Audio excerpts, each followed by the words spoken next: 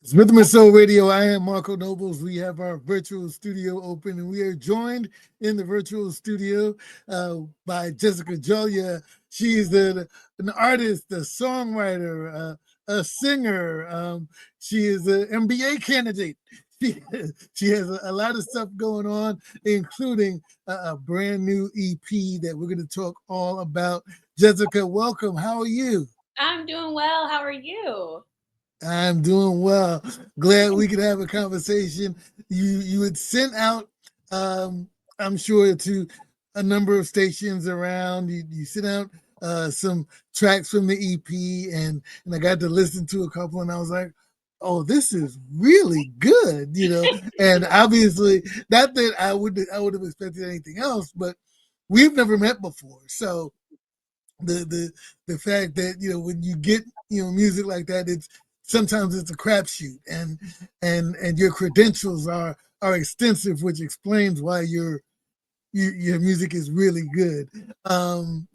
You've worked with a number of folks that from Stevie Wonder to Eric Benet to a few others. So let's start there. Do you start more as a songwriter in the business? Because I know you worked in a number of different areas in the business.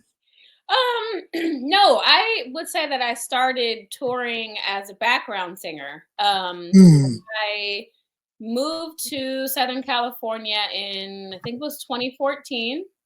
And my background at the time, I played a handful of different instruments. I started playing instruments when I was in grade school.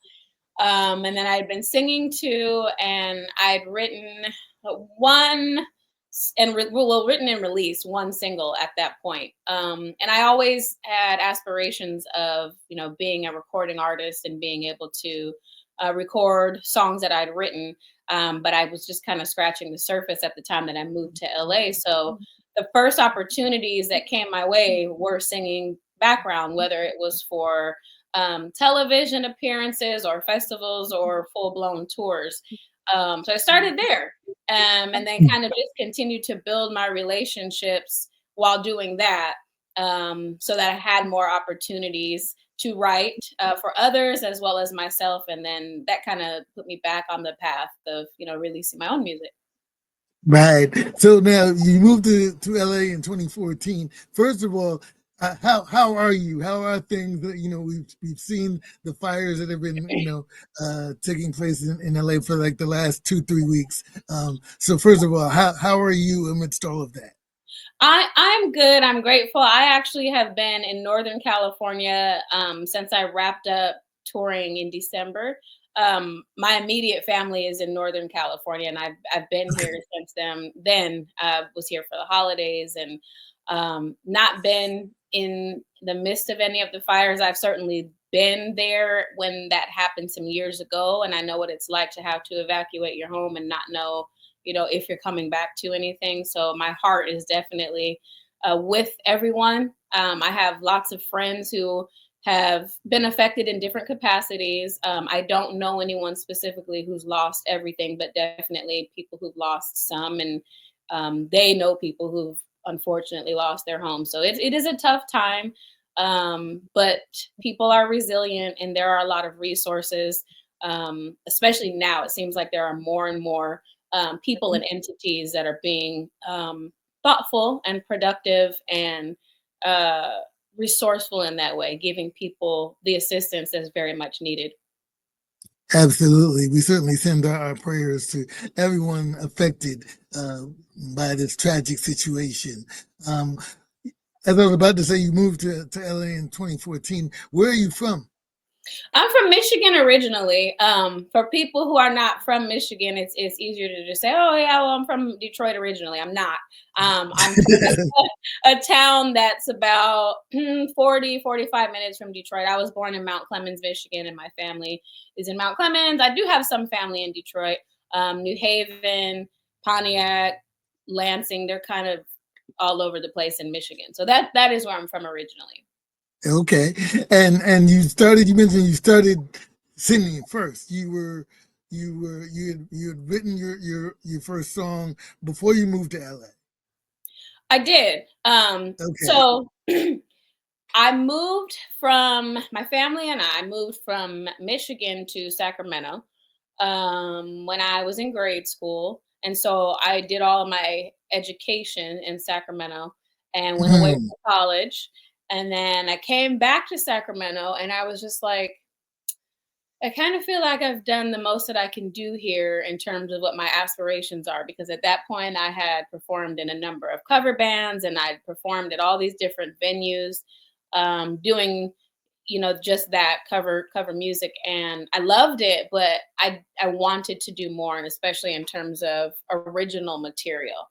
So Hmm. that was what, encouraged me to move. So by the time I moved to LA in 2014, I had just around that time, before I actually moved there, had just written and recorded my first song.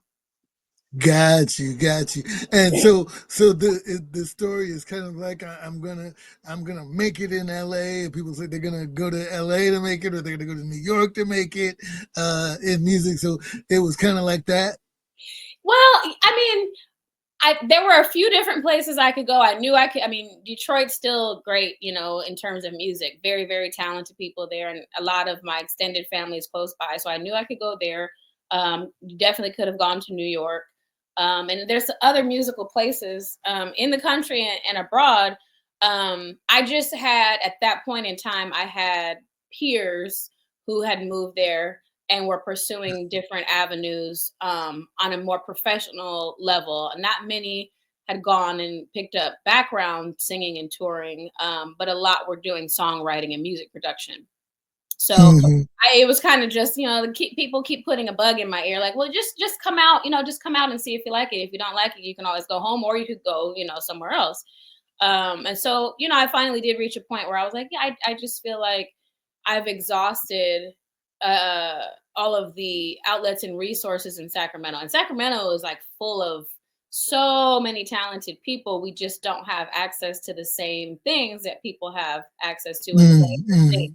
So that kind of just pushed me to go. And it wasn't like, oh, I have to make it, I have to stay here, and it's a make or break it situation. It was just willing to take the risk and see what more was there for me. Right. It's Rhythm and Soul Radio. We have our virtual studio open. We're talking with Jessica Jolia, songwriter, singer. New EP, The Life, is out currently. Hunter Jr. And now talk about that. But we talk to a number of independent artists and we talk about the importance of really looking at everything beyond just performing, because there are a number of artists who, like yourself, you know, make a good living, from their art by singing backgrounds or supporting vocals, as I say, Mhm, or songwriting, or the Luther Vandross documentary is out, and that talks about how much he did in terms of writing jingles, mhm. looking at the different elements of the business that allows you to live off of your art. Talk about that journey for you as you kind of are making your way towards getting to doing your own music. Again, I'll say. Yeah, no, I mean, I can say I knew at a very early age that I didn't want to work for anyone. Mhm. I'm very much I'm very creative and free spirited in that way, but I mean, I don't know how else to say it. I don't like people telling me what to do most of the time. So I I knew, that I wanted to have a career in art and music. And I know that, for most people who don't necessarily come from a background where you're kind of growing up in an industry, and so you have these contacts, or you're not, in a place, or you and your family are not in a place financially to where, okay, but maybe we don't know everything, but we have enough money to pay people to show us, how to navigate. um I knew that it would probably take me being able, in order for me to be able to live the way I wanted to, I knew it would take me having to do a lot of different things often, all under the creative umbrella. So I have a few different degrees, but one of my degrees that's been very helpful, I have a music business degree from Full Sail University. And Mm. so I I learned a lot through experience in being in LA and just being willing to ask the questions that I thought were important, but I also learned a lot through that program. And so putting all of that together, um, then I started to explore those opportunities. You can do touring like I did, you can do songwriting, you can do session singing, you can do jingles like you mentioned, you can now you can be a content creator and, do so much just in the space of social media. um, there's licensing and having your music in film and television. There's so much that you can do. And I definitely do make a good effort to make my music available in all of those spaces. And it has afforded me to not have to be told what to do most of the time. Unless you're touring with someone and they tell you, stand Yes. here, sing there, that Yes. sort of And thing. even then, I always say I'm so grateful because I cannot think of a single person that I worked with up to this point that I can say, I'm so glad to be done with that. Because everyone, even the people that you might not be sure of, because this is an A-list artist and they have such celebrity status that they might look at me or another band member as just a moving part and piece that's not significant. But that hasn't been the case. And even then, they might tell me, "Oh, stand over here," but I still you get a little leeway even in that space too. They have appreciated that I have my individuality. They let me bring it to the table. Right. Well, they also come from a space of not being told what to do, so I guess they understand. Right. You mentioned you have a number of degrees, and you are still pursuing degrees because you are an MBA candidate right I am. Yes. I will soon be graduating from Pepperdine Graziadio School of Business. Um, I love learning in so many capacities. now. Um, I originally went to school for classical vocal performance, and then from there I studied music business, and now I'm studying business more specifically. This program is not focused specifically on music and entertainment, but so many applications are universal. So I'm just continuing to learn. My dad asked me if I was going to go to law school next. We'll see. You got to have all the tools in your toolbox. That's what it Right. is. That's right. Got to have everything, especially now that you are releasing your EP. The EP is The Life with Yaahn Hunter Jr. Talk about the process of pulling together this EP. You're going to school, you're touring, and then you're creating music and trying to put together your own project. So talk about all that. It had to be kind of hectic for you. Yeah, just like you mentioned, my schedule with school is already chaotic enough. And I had a nice rhythm going between school and the touring side of things. And still, even with that, occasionally taking smaller projects to write, one or two songs for other artists in between that. So as you can imagine, that doesn't leave a lot of time. But I also got into a place where, I knew that releasing a project is something that I always wanted to do. I just wanted it to be at the right time and to feel like I had enough to say that mattered. And wasn't just like, let's just throw 4 songs together and say, hey, here's a project. So Yaahn and I connected over Instagram in 2023. He had a video that was viral at the time. Can't Hide Love, Earth, Wind, and Fire. He did his own Yes. chill mix to that. And I wasn't following him at the time. I just was on my Explore feed, and my Explore feed on Instagram is usually music, food, and something else creative, maybe nails or something. And he was in the center of my screen, and I'm like, oh, okay, the colors and everything, it just looked appealing. So I clicked on it and I was like, oh, this is really good. He's really talented. And then I went to his profile and started listening to other stuff that he posted, and I really, really enjoyed it. So I reached out to him and just said, hey, I'm Jessica. This is what I do. Do you work with artists, or are you kind of just doing your own thing? And then when he responded, he said, I know who you are. I've been paying attention to you for a while, and I didn't know. So I said, oh, well, then I'm the one that's late. Thank you. I appreciate you.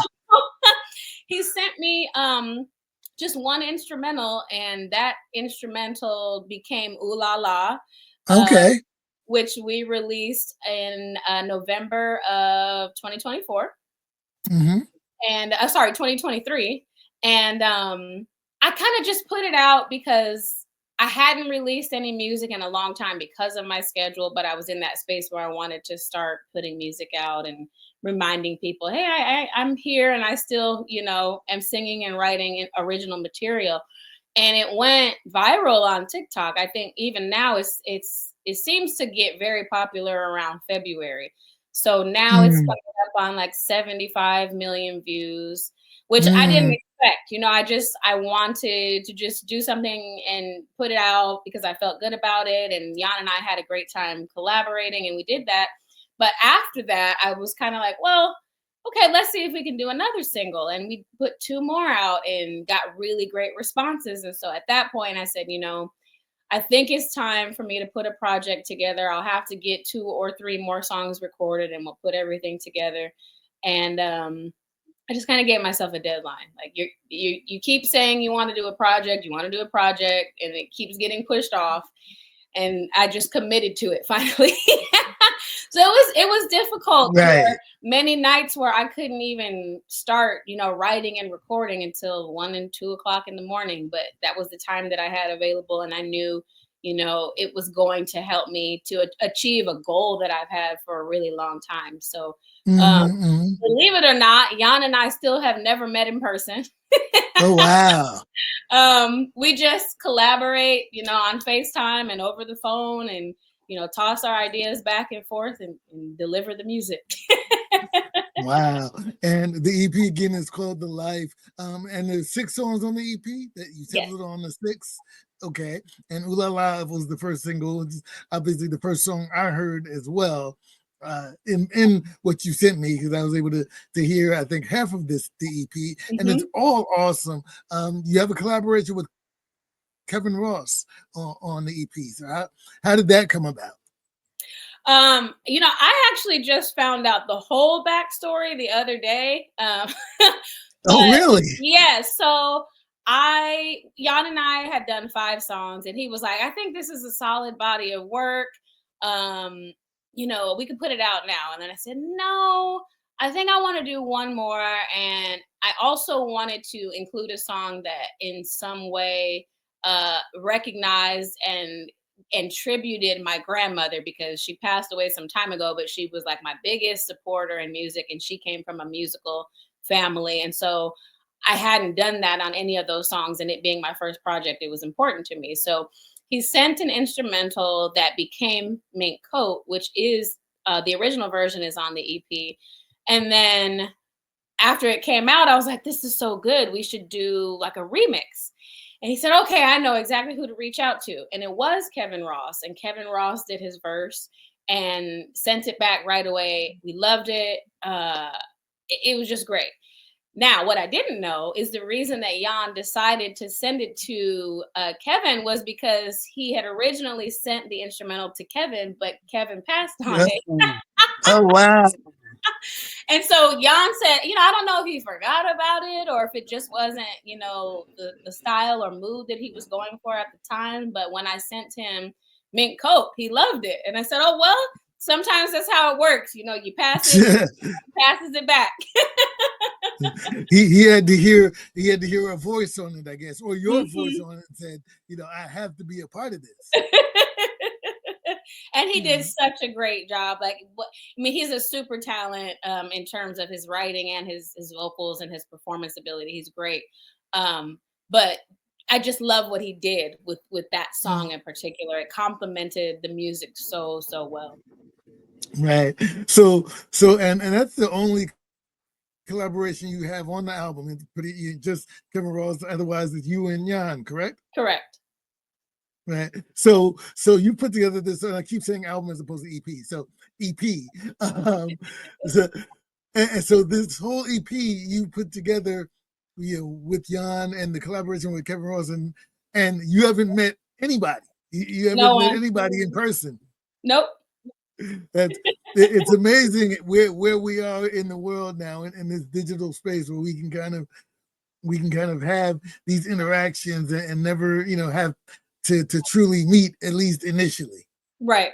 Yeah, I mean, I'm definitely looking forward to being able to create in the same space, because I can only imagine, the ideas that we could come up with working together. But yeah, even being in different places, like you said, with technology, it never felt that there was a disconnect. It felt like we were all connected very well, throughout the creative process. Right. It's Rhythm and Soul Radio. We've been talking with Jessica Jolia. The EP that she has out currently is The Life. It's with Yaahn Hunter Jr. And a lot of times when there's an EP, there's hopefully an album coming behind it. So is there an album coming soon? Pressure. I know. I just had this conversation with someone the other day, and I said, people are very impatient, aren't they? But I guess it's a good thing, right? Because the other side could be, no one's asking because they're not interested. I absolutely would love to put out an album. Yaahn and I, right now, what's most immediately in the works is another EP. But yes, an album will be coming. I just don't want to say when, because then people are going to be very pressed and pressuring me. That's all right. We'll take another EP. We'll be fine with another EP. This EP is wonderful, and I'm sure the next one will be wonderful, and then it'll lead to a wonderful full album. Remind everybody how they can find you, follow you, social media, website, all that good stuff. So anywhere that you are online, socially, I am at Jessica Jolia. That's Instagram, Facebook, Threads, X. I'm probably missing some. TikTok. It's all at Jessica Jolia. My website is jessicajolia.com. So any of those places, you can find me there. And The Life is available everywhere that folks can download music. Yes, all digital streaming platforms. You can download it directly from my website. We also have physical copies. We have CDs and vinyl as well. Awesome. Well, Jessica, thank you so much. I'm so glad we got a chance to talk and share a little bit about you, your journey, the music, and of course the life. And hopefully everybody will be able to experience the life for themselves. They can download it wherever they choose, and we'll continue to follow you. And hopefully, we'll have more of these conversations. Yes, I will be back. I appreciate you for having me, and I'll look forward to speaking to you again in the future. Absolutely. We'll definitely be speaking again. Now, since you told the story, we've got to play Mint Coat, the remix with Kevin Ross. Now that we've heard the backstory, we can hear the song. Jessica Jolia, thank you once again. It's Rhythm and Soul Radio. Jessica Jolia, Yaahn Hunter Jr., The Life is the EP. This single is Mint Coat Remix. Jessica Jolia with Kevin Ross. It's Rhythm and Soul Radio.